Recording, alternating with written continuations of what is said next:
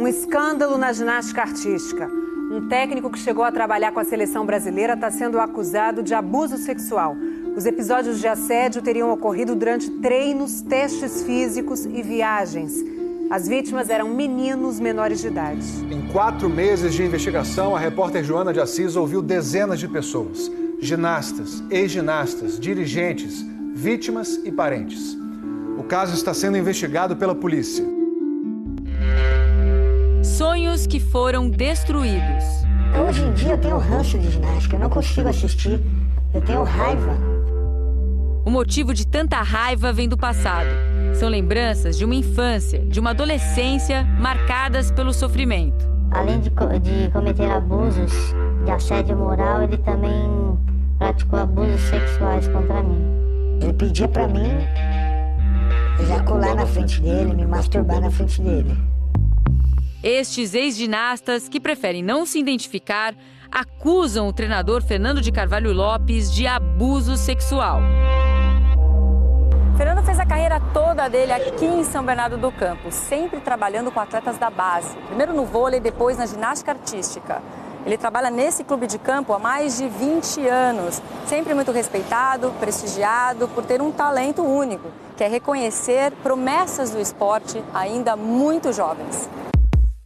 No Clube MESC, Fernando, que só treinava meninos, formou grandes ginastas, muitos chegaram à seleção, como Patrick Barbosa, campeão pan-americano por equipes em 2011. Foi o Fernando, meu primeiro técnico, o MESC foi meu primeiro clube, onde eu comecei a ginástica. Ao Fantástico, Patrick contou que quando era criança, também foi molestado por Fernando de Carvalho Lopes. Qual é a tua pior lembrança dessa época? Essa pressão psicológica num moleque de 10 anos, 11 anos. Banho junto, espiar. Já acordei com ele não sei quantas vezes com a mão dentro da minha calça. Eu já calculei. Patrick gravou essa entrevista via internet na quarta-feira passada. Foi o último depoimento de atleta gravado pela nossa reportagem em uma investigação jornalística que durou 4 meses. Em janeiro deste ano, Larry Nassar, ex-médico da seleção de ginástica artística dos Estados Unidos, foi a julgamento pela 3ª vez. Mais de 260 mulheres acusaram Nassar de abuso sexual. E, ao todo, o ex-médico foi condenado a 360 anos de cadeia.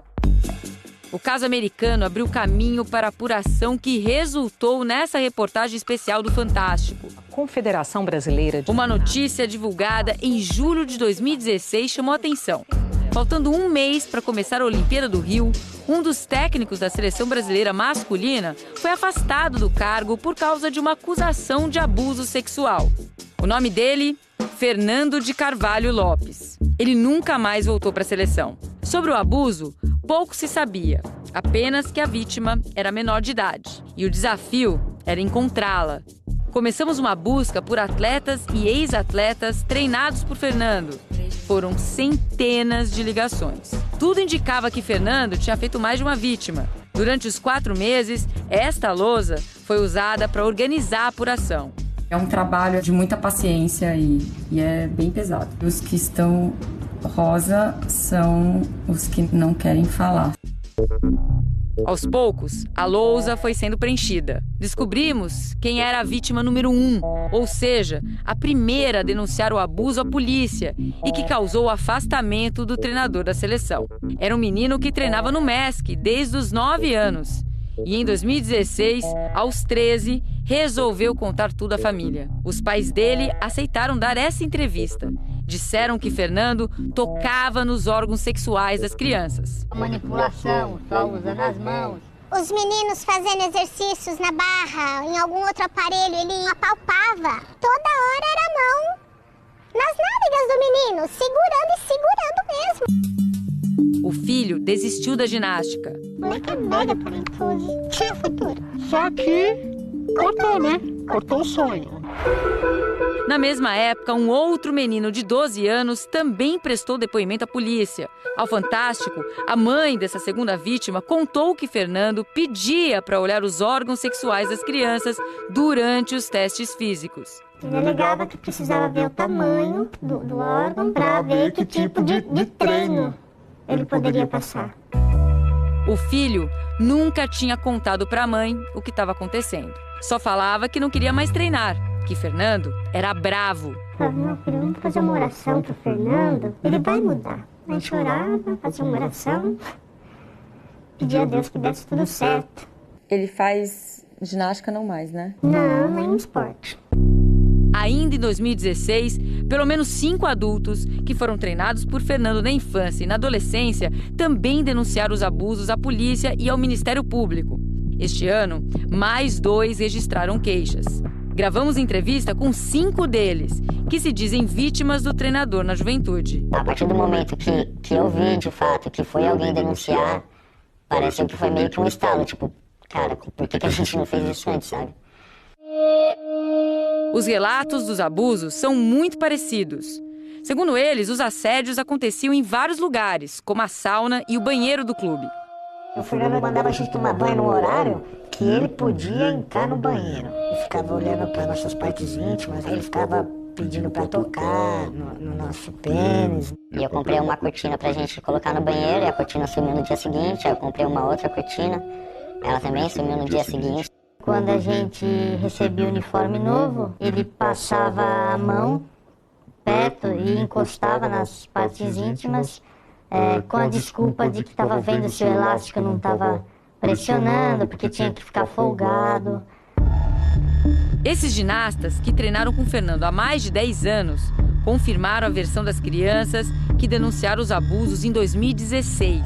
Dizem que Fernando realmente olhava os órgãos sexuais dos meninos com a justificativa de que se tratava de um teste físico. Algumas coisas eram marcantes para mim, que era pedir para saber se estava nascendo pelo pubiano ou como que estava o desenvolvimento do órgão. E ficava perguntando se a gente já se masturbava, pedia para ficar fazendo na frente dele. Precisava ver as coisas para poder montar um treino pra gente, entendeu?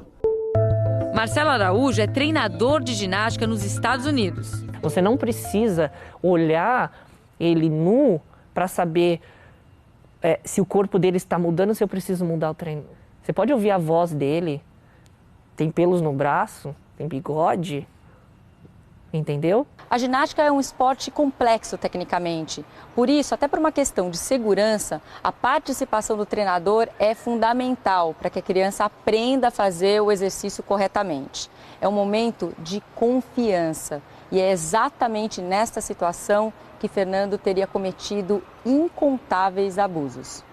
Durante os nossos treinamentos, muito frequentemente ele tocava nas nossas partes íntimas. Ele justificava dizendo que era assim que ele tinha que ajudar, que assim ele dava mais segurança. O ex-atleta do MESC, Ronald César, diz que quando tinha 15 anos, também foi abusado por Fernando durante os treinamentos. Hoje, Ronald tem 21. Começou a me incomodar tanto que eu falei, não, eu não quero que você corrija assim. Você não vai ficar mais tocando em mim, que eu não quero que você faça isso. A ginástica é um esporte que você tem rotações, sabe? Às vezes você vai ajudar a criança, ela tá girando no alto. Agora, apertar o seu bumbum é uma coisa que você não precisa tocar. Na área genital, não, você não precisa tocar, de jeito nenhum. Segundo os ginastas, os abusos também se repetiam fora do ginásio. Uma vez, voltando de competição, eu dormi na van, quando acordei ele tava, tocando em mim. Aí eu olhei pra ele, já briguei com ele e fui pro outro banco de trás. Eles dizem que, às vezes, por causa de enchente ou congestionamento, não conseguiam voltar para casa e tinham como única opção dormir na casa de Fernando. O Fernando começou a fazer carinho, né? E começou a acariciar o meu pênis enquanto eu dormia. Durante a apuração dessa reportagem, várias pessoas mencionaram o nome do ginasta Patrick Barbosa como um dos principais alvos dos abusos de Fernando. Ele ficou dos 6 aos 13 anos de idade no Clube MESC e aceitou contar tudo agora. Fez as mesmas acusações dos outros atletas sobre o assédio no banheiro, nos testes físicos, nos treinamentos e fora do ginásio. Sempre perguntava como é que estava o nosso desenvolvimento, porque eu tinha 10 anos e 11 anos e ele precisava acompanhar nosso crescimento para poder mudar o treino e ele pedia para mostrar o pênis.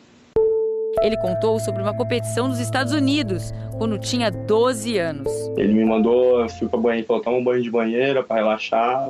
Ok, tomei o banho. De repente ele entra no banho. Ele entra na banheira e... Ele entrou na banheira com você? Sim, como se fosse 2 crianças para brincar ali, queria entrar.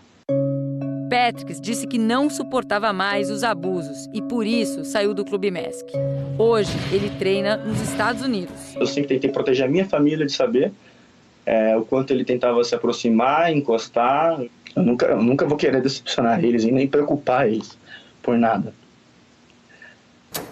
Fernando de Carvalho Lopes foi técnico de ginastas famosos. Foi a minha primeira geração e acabei tendo a primeira turminha de meninos que teve o Sérgio Sasaki e o Patrick. Os dois da seleção começaram comigo ali com 6 anos. Também treinou Diego Hipólito, um dos principais nomes da ginástica brasileira, bicampeão mundial, entre 2014 e 2016, quando foi afastado da seleção. Diego diz que achava que as denúncias contra Fernando não passavam de boatos. Você achava que era fofoca? Exatamente. Exatamente. A minha sensação é que era fofoca. Hoje em dia eu não acredito que não seja real. Depois de tudo, muitas coisas, muita gente começou a ter coragem de falar. Por que será que falta essa coragem de falar, de contar sobre o que está acontecendo?